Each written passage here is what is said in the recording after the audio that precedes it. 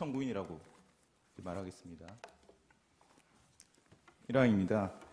증인은 육사 43기로 졸업하고 임관해서 1992년경 대의로 전역하셨죠. 네. 그리고 1992년경부터 국가안전기획부에서 근무하다가 2023년 11월 26일부터 2024년 12월 6일까지 국가정보원 제1차장으로 근무하셨죠. 예. 증인은 국정원에서 약 32년 동안 근무하셨죠. 그 부분에 대해서는 제가 2020년 12월에 일단 퇴직을 한번 해서 2021년 1월부터 2022년 7월 15일 재임용될 때까지 퇴직 기간이 있으니까 예. 약 30년 정도 약 근무했다고 하는 것이 30년 맞을 것 정도 같습니다. 근무하셨죠. 네, 이항입니다. 증인은 여인영이 방첩사령관으로 취임한 이후 방첩사와 국정원이 협업할 일이 있어서 업무적으로 알고 지내셨죠. 네. 여인영이 육사 48기였기 때문에 증인에게 선배님이라고 불렀죠. 네. 증인은 김선호 국방부 차관과 육사 43기 동기시죠. 그렇습니다. 증인은 2024년 12월 6일 국회 정보위원회 위원장 면담과 2024년 12월 11일 검찰조사 그리고 2025년 1월 22일 국회 국정조사에서 모두 사실대로 진술하셨습니까? 네. 추가 사안 여쭤보겠습니다. 증인은 2024년 12월 11일자 검찰 진술조서에 증인이 진술한 대로 기재되어 있는지 확인하신 후 서명 날인하셨죠? 그렇습니다. 5항입니다. 비아폰은 통화와 문자만 할 수 있는 휴대전화로 비아폰에 입력된 전화번호끼리만 연락이 가능한 휴대전화이죠. 그렇게 알고 있습니다. 피청구인으로부터 전화가 걸려오면 대통령님으로 표시가 되죠. 네. 증인은 2024년 12월 3일 계엄 당시 피청구인과 비아폰으로 총 4번 정도 통화한 내역이 있는 것으로 확인되는데 실제로는 피청구인과 2번 통화하셨죠. 네. 증인과 피청구인의 통화 내역 정리표를 제시하겠습니다.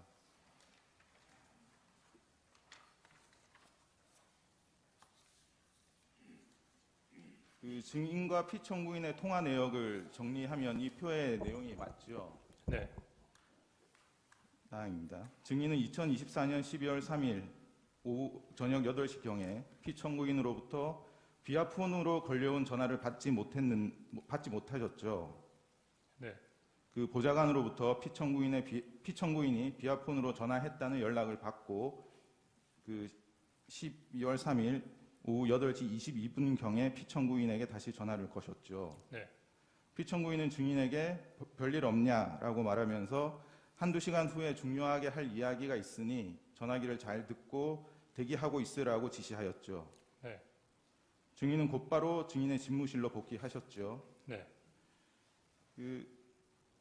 12월 3일 오후 10시 23분경에 피청구인의 비상계엄 발표가 있었죠. 네. 증인은 이때 비상계엄 사실을 처음 아셨던 건가요? 네. 증인은 상황을 파악하기 위해서 김선호 국방부 차관에게 전화를 거셨죠. 네. 어떤 대화를 나누셨습니까?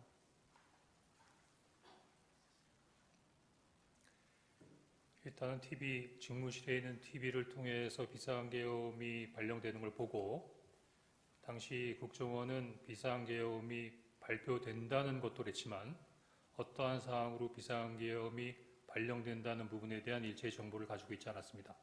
따라서 일단 비상계엄 관련된 부분으로 혹시 군에서는 이 사항을 파악하고 있는가를 확인하기 위해서 우선 첫 번째로 국방부 차관에게 전화를 했고 국방부 차관한테 전화를 드렸더니 전혀 모르고 있었습니다. 그래서 제가 지금 비상계엄이 발령됐다는 말을 통보했고 김선호 차관도 나도 지금 빨리 사무실로 나가봐야겠다라고 하면서 전화를 끊었던 기억이 납니다. 예. 그 증인은 12월 3일 오후 10시 45분경 여인영 방첩사령관에게 개인 전화로 전화를 거셨죠. 그렇습니다. 상황을 파악하기 위해서 전화를 하셨던 건가요? 네. 여인영 사령관은 전화를 받지 않았고 1분 후인 10시 46분경에 다시 여인영 사령관으로부터 전화가 걸려왔었죠. 네. 증인과 피청구인 여인영 사령관의 통화 내역 정리표를 제시하겠습니다. 이 표는 대통령, 여인영 사령관, 증인 사이의 통화 내역을 시간대별로 정리한 표입니다. 그 증인이 비상계엄 당시 피청구인 여인영과 통화한 내역을 정리하면 이 표의 내용이 맞죠. 그렇습니다. 그 12월 3일 22시 46분경에 여인영 사령관과 어떤 대화를 나누셨습니까?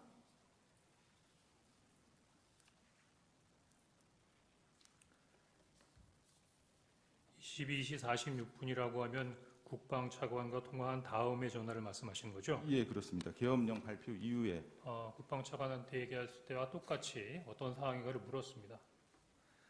그런데 당시 그 연영 사령관은 어떤 상황이냐고 물어보는 저의 질문에 대해서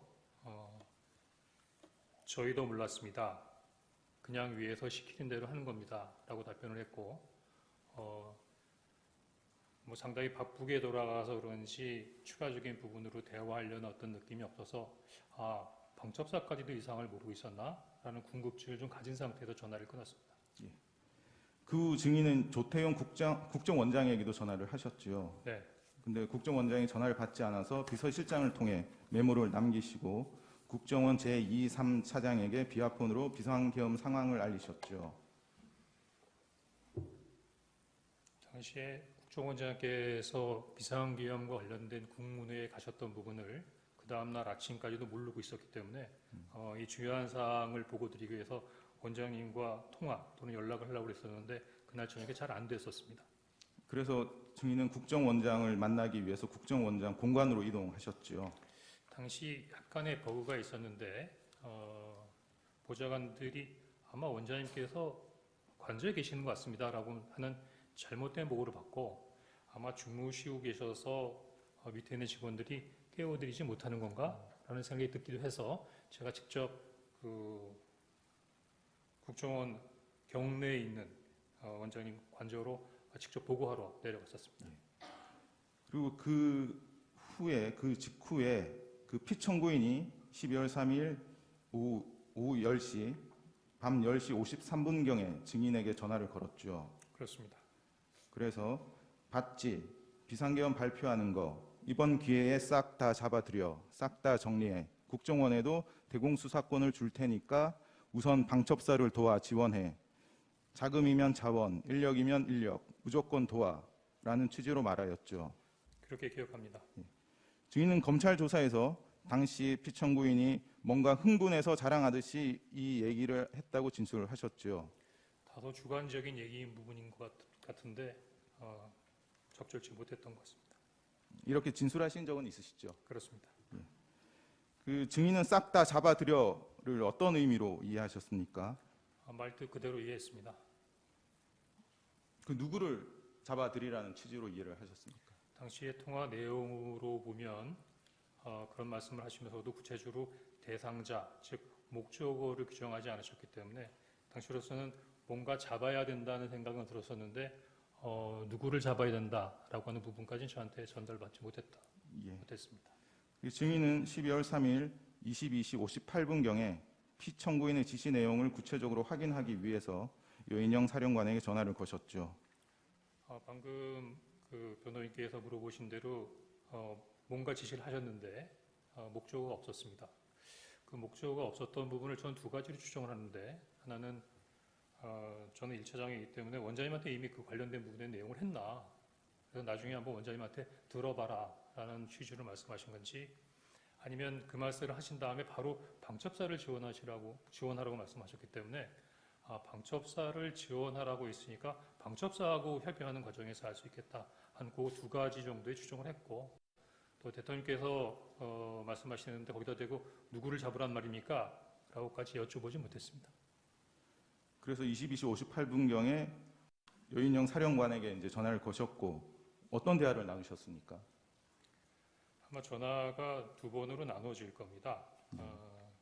이미 비상계엄이 발표되는 내용을 보고 상황을 파악하기 위해서 여인영 사령관하고 한번 통화를 한번 했었던 부분이기 때문에 다시 한번 전화를 했고 전화해서 제가 요즘에 무슨 얘기를 하면 자꾸 제 얘기가 바뀐다라고 하는 얘기가 있어서 제가 조금 메모를 해서 그 메모에 근거해서 또박또박 말씀드리도록 하겠습니다. 그래서 이제 제일 먼저 어떻게 된 거야? 라고 제가 얘기했던 것 같고, 여전히 그 연영사령관은 저의 그 어떤 질문에 대해서 답변하지 않거나 회피하는 부분에 있었던 태도를 취했습니다. 그래서 제가 부위에게 전화 받았어. 대통령이 너희들 지원해 주래. 이렇게 얘기를 했고, 이 이야기를 들은 다음에 그 다음부터는 여인영 장관이 당시의 상황들을 저한테 설명해 주기 시작했습니다.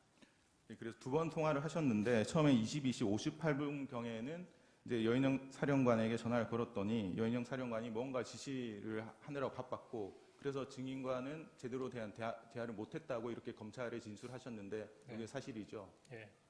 그리고 그 후에 23시 06분경에 여인영 사령관에게 다시 전화를 거셨죠. 네.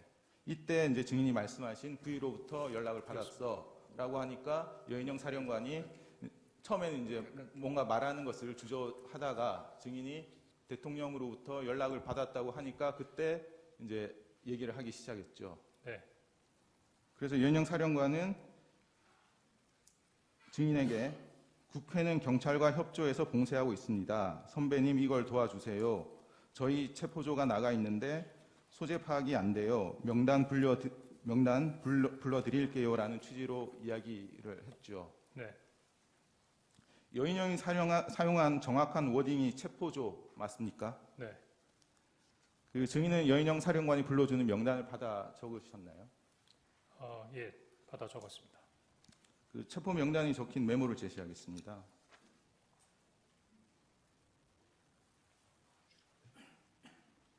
이 메모는 증인이 검찰에 제출한 메모입니다. 그 증인이 작성한 메모 맞습니까?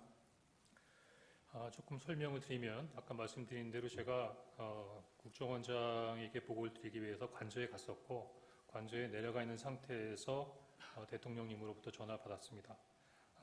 그 바로 이어서 지상을 규명하기 위해서 방첩사령관한테 전화했는데 방금 얘기한 대로 방첩사령관이 명단을 불러주는데 이렇게 책상에 앉아서 여유 있게 적었던 부분이 아니라 당시 구청원장 방한사 입구에 있는 공터였기 때문에 서서 제 포켓에 있던 메모지에다 막 적었었습니다.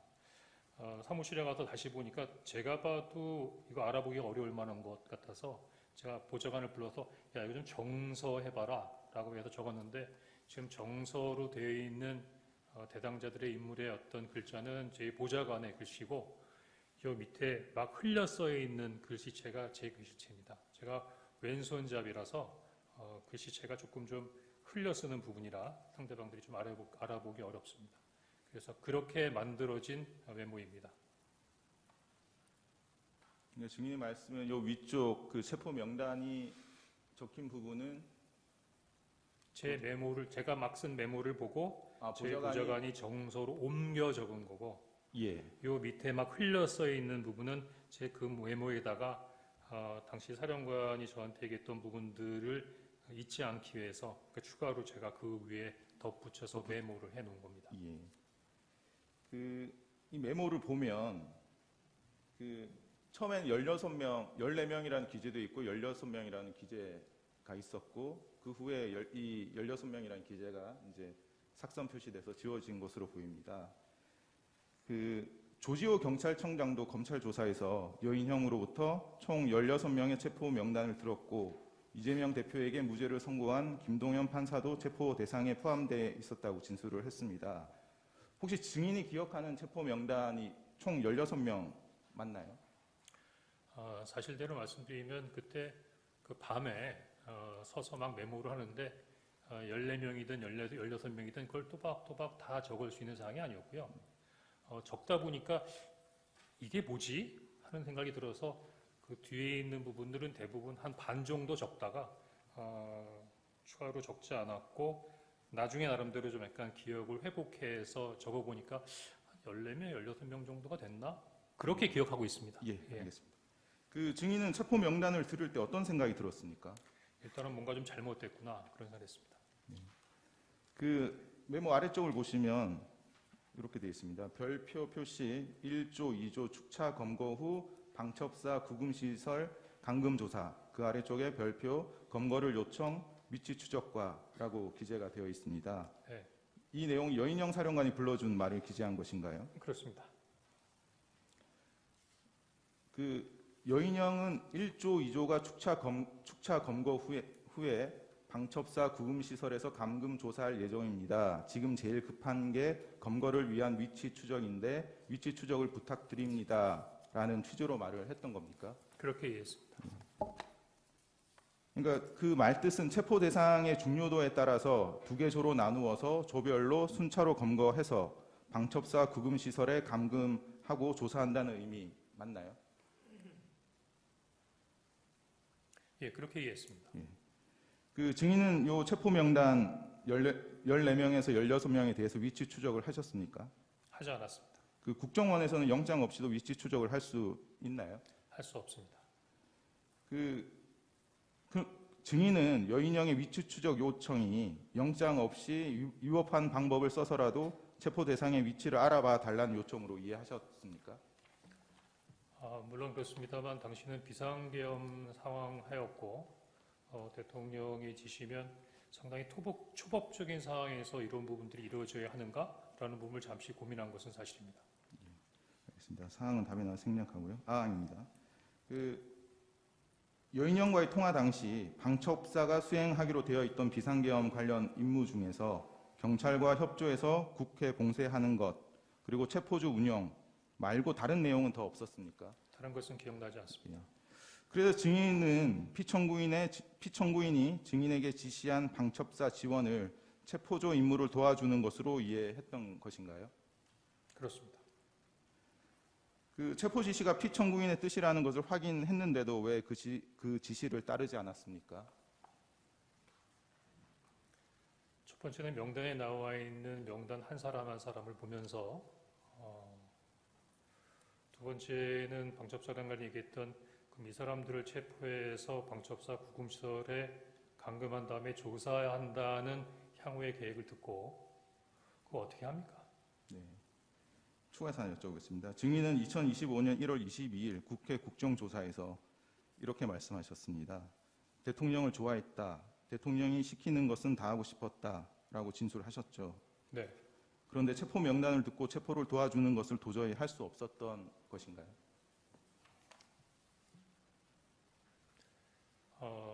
조금 부연해서 설명을 하면 제가 대통령께서 딱 잡아드리라는 지시를 받고 누군가 잡는구나. 방첩사에 지원을 하라고 지시하실 때 저는 속으로 어떻게 추정하고 생각을 했냐면 우리가 뭔가 좀 놓쳤는데 방첩사가 한 건을 했구나.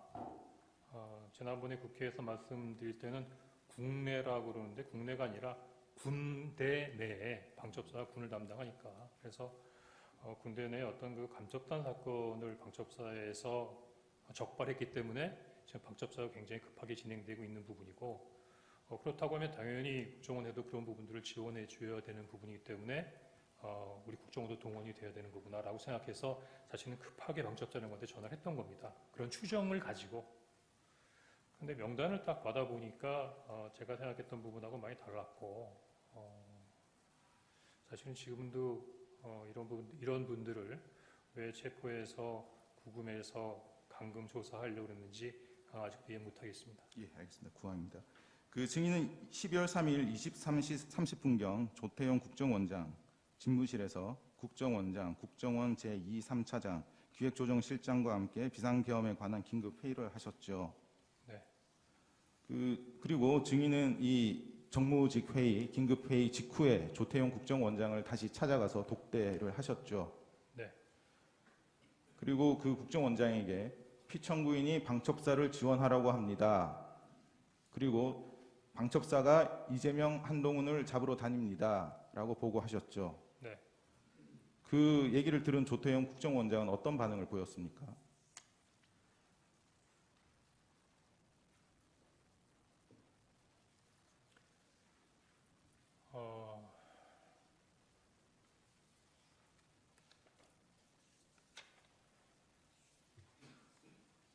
대통령께서 물론 저한테 지시를 하셨지만 국정원장께서 계시지 않습니까? 따라서 중요한 부분의 정책 결정에 있어야 권리는 국정원장이 행사하는 것만큼 어떤 이유인지는 모르겠습니다만 하여튼 대통령께서 저한테 전화하신 부분을 국정원한테 보고를 해야 된다고 생각을 했고 제가 생각하는 개인적인 생각과 무관하게 국정원장으로부터 어떤 지침을 받아야겠다라고 생각했습니다. 그래서 조태용 국정원장은 증인에게 어떤 지침을 주었나요? 뭐 이미 말씀드린 대로 약간 국정원장님하고는 얘기가 달라서 뭐 조금 부분적으로 뭐 최근에는 뭐 어느 정도 인정하시는 부분도 있지만 긴 얘기를 하지 않았습니다. 딱 4가지 문장을 얘기했습니다. 첫 번째는 대통령님으로부터 전화를 받았습니다. 두 번째는 그 다음날 국정원장께서 해외 출장이 예정되어 있었기 때문에 원장님께서 아마 이미 해외 출장을 출발하신 줄 알고 국내에 안 계신 줄 알고 1차장인 저에게 전화를 하신 것 같습니다. 계속 묵묵부답이셨고 그래서 이게 좀 말씀을 드리겠다 싶어서 대통령께서 방첩사를 지원하라고 합니다. 말씀이 없으셨고 그래서 방첩사에서 지금 이 사람들을 잡으러 다닌답니다 라고 말씀드렸는데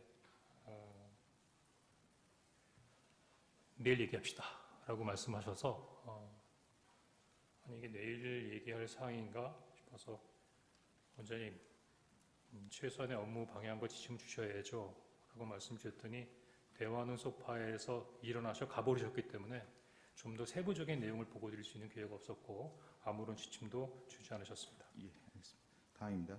그 증인은 조태용 국정원장에게 이렇게 보고한 것 외에 국정원 다른 간부나 직원들에게 대통령의 지시를 전파하거나 방첩사령관을 통해 확인한 정치인 등 체포 협조를 위해 임무를 지시한 사실이 있습니까? 일부 언론하고 조태용 원장님께서 또 이 내용을 찝어서 말씀하시면서 뭐라고 말씀드렸냐면 당시 정보위에서 김병기 의원이 제 대담 얘기를 전달하면서 홍 장관이 혼자만 알고 있었다겠다. 그래서 본인한테는 보고를 하지 않았다라는 부분에 있어서 근거로 말씀을 하시는 것 같은데 그건 사실과 다릅니다. 다시 정보위 면담하는 과정에서도 당연히 정보위 위원께서 이 사실을 국정원장에게 보고하셨습니까? 라고 해서 제가 이거